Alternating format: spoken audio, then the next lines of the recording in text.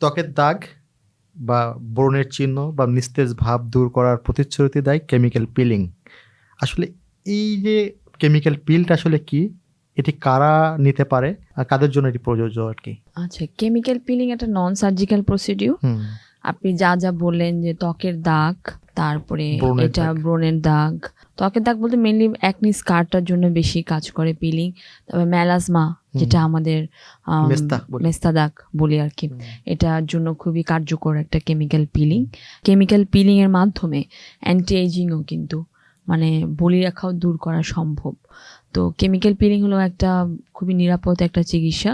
হুম, এটা জাস্ট একটা যেটা বলে যে আগের দেশে যে গ্রিক দেবীরা ওরা করতে কি যে আপনার যে দুধের মধ্যে ল্যাকটিক দুধ মানে দুধ জমিয়ে পচা দুধ বলতে পারেন, হুম, ওটার মধ্যে গোসল করতো ওরা, ওটার মধ্যে ল্যাকটিক অ্যাসিড ছিল। আচ্ছা। ওই কনসেপ্ট থেকে কিন্তু এই কেমিক্যাল পিলিং এর কনসেপ্ট।